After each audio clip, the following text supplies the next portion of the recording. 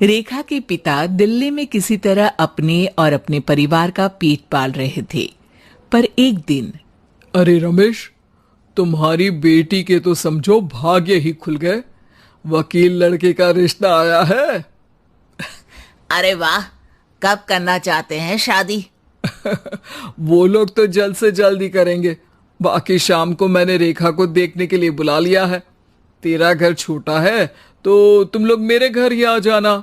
राकेश और उसकी बीवी सारी तैयारी के साथ रोहित और रेखा की शादी कर देते हैं।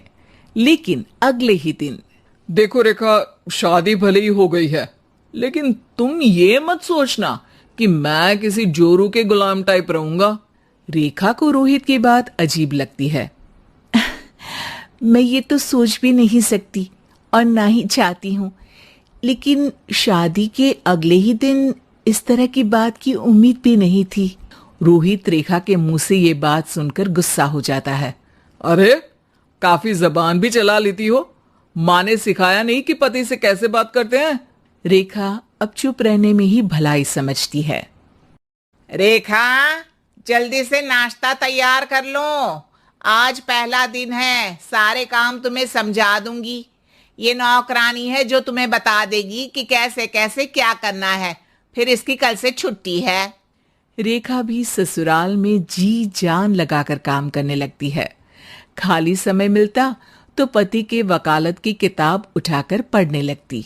ये क्या, जब देखो तब पढ़ती रहती है। अच्छा सुन, कल पिता के घर से 20,000 रुपये लेकर आना। मेरे छोटे बेटे की फीस भरनी है। लेकिन पापा क्यों भरेंगे उसकी फीस? अरे वाह जी वाह, पापा क्यों भरेंगे? तो ये बता, हम क्यों रखेंगे तुझे यहाँ? क्यों खाना देंगे फ्री में? अरे, क्योंकि मैं बहू हूँ इस घर की। तभी वहां रोहित आ जाता है। अरे वाह, बड़ी जबान चला रही हो। चुपचाप माँ जो कह रही है वैसा कर, वरना सामान उठा और जा अपनी झोपड़ी में। बेचारी रेखा क्या करती, पिता के घर जाती है, उनको सारा हाल बताती है।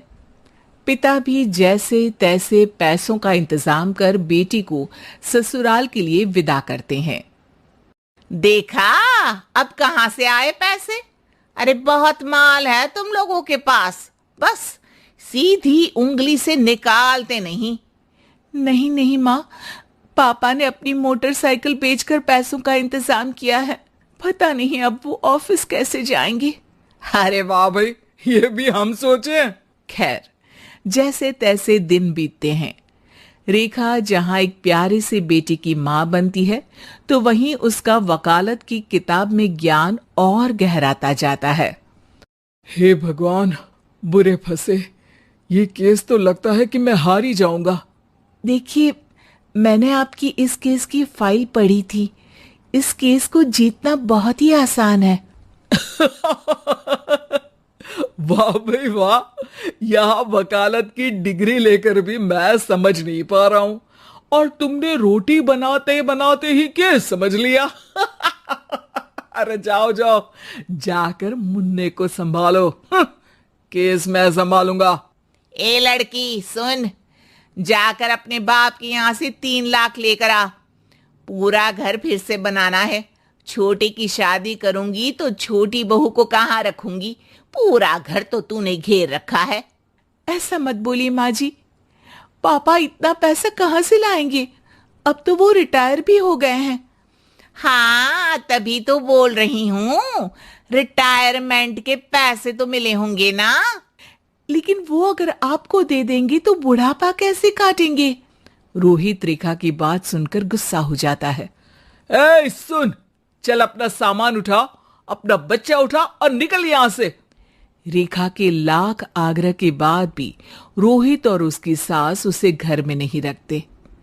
पापा, मैं तलाक चाहती हूँ। बेटा, मेरे पास वकील के पैसे नहीं है। पापा, आप मुझे वकालत करवा दीजिए, अपना केस मैं खुद लड़ूंगी। इस बार रेखा के पिता भी उसे ससुराल ना भेजकर रिटायरमेंट के पैसों से वकालत करवाते हैं। और फिर एक दिन कोर्ट के बाहर, रोहित, आज तुम अपना ही केस हार गए, वो भी उस लड़की से जिसकी तुमने कभी कदर ही नहीं की। रेखा, मुझे माफ कर दो। मैं इतनी बड़ी अमाउंट कहाँ से लाऊंगा? मैं हर महीने पैसे नहीं दे सकता तुमको। पैसे वहीं से लाना जहां से तुम मेरे पापा को लाने के लिए मजबूर करते थे। एक पिता अपनी बेटी की शादी उसकी खुशहाली के लिए करता है, ना कि सारी जिंदगी कर्जदार बनने के लिए। अरे, मेरे ही बेटे की किताब पढ़ पढ़कर ज्ञान बांट रही हो। वकालत की किताब तो ससुराल में ही पढ़ी थी ना। बिल्कुल, यहाँ मेरी गलती रही। जिस पैसे से मैंने इसकी शादी की थी, मुझे वो पैसे पहले इसकी पढ़ाई में लगाना चाहिए था। और आज रेखा एक जानी मानी वकील के रूप में काम कर रही है।